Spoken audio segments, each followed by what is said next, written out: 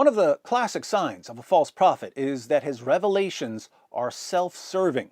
The revelations give the prophet in question special moral privileges. How does this affect our views of Paul and Muhammad? Let's find out.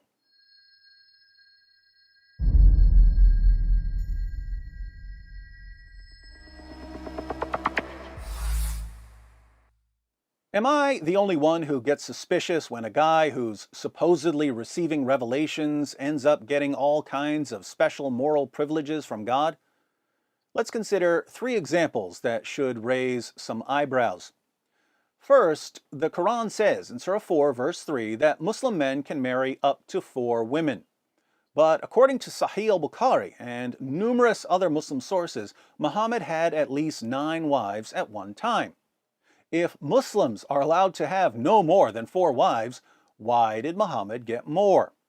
Lucky him, Allah decided in Surah 33, verse 50, that Muhammad, and only Muhammad, could have as many wives as he wanted. How convenient. Second, when Muhammad wanted to marry Aisha, who was 6 years old at the time, he said that Allah had given him dreams about marrying her. Sahih al-Bukhari, 3895. Narrated Aisha that the Prophet said to her, "You have been shown to me twice in my dream. I saw you pictured on a piece of silk, and someone said to me, 'This is your wife.' When I uncovered the picture, I saw that it was yours. I said, 'If this is from Allah, it will be accomplished.'" I think I speak for most men when I say, if you have a dream about marrying your best friend's 6-year-old daughter, that dream didn't come from God. You're a pervert and you need to go see a psychiatrist. Third, one day after Muhammad got caught having sex with his slave girl in his wife Hafsa's bed, he swore to his wives that he would stop having sex with his slave girl.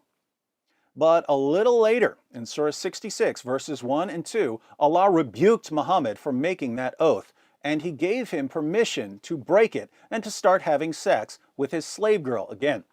Since most people aren't familiar with this story, let's read about the historical background of Surah 66, verse 1 of the Quran. Sunan an-Nasai 34:11.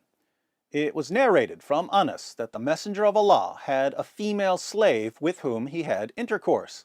But Aisha and Hafsa would not leave him alone until he said that she was forbidden for him. Then Allah, the Mighty and Sublime, revealed, "O Prophet, why do you forbid for yourself that which Allah has allowed to you?" That's Surah 66, verse 1, until the end of the verse. You can read more of the juicy details in Tafsir Jalalain. Muhammad eventually got the slave girl pregnant. Over the years, Aisha picked up on the fact that whenever Muhammad wanted something, he got a special revelation from Allah saying that he could have it. In Sahih al-Bukhari 4788, Muhammad receives one of his morally convenient revelations, and Aisha says to him, "I feel that your Lord hastens in fulfilling your wishes and desires." Indeed, there are times when Allah seems like he has nothing better to do than to encourage and justify Muhammad's sexual adventures. What about Paul? Well, there's not much to say about Paul's sex life because he was apparently celibate from his birth until his death.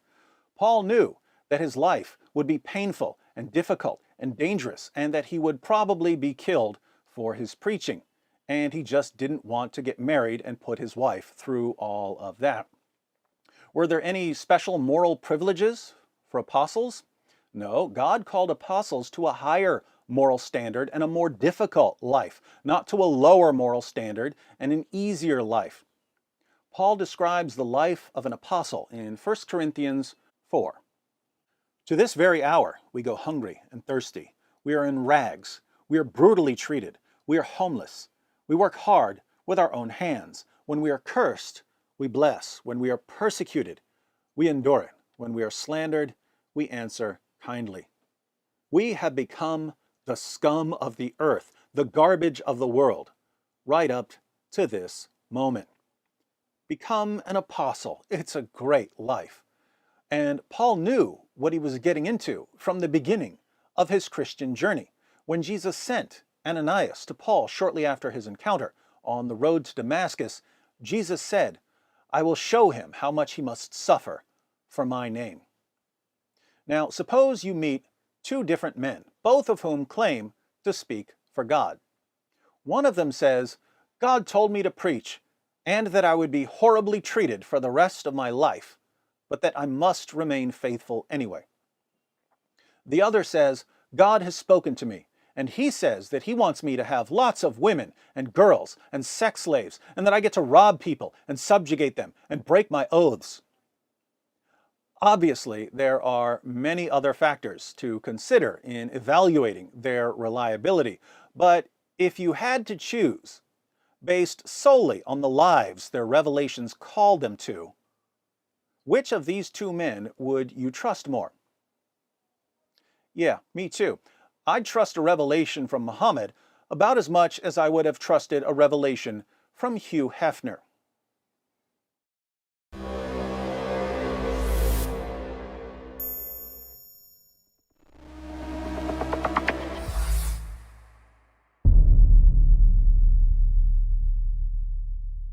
Hi everyone, thanks for watching. In case you stumbled upon this video while browsing or searching, I wanted to let you know that it's part of a series comparing Paul and Muhammad.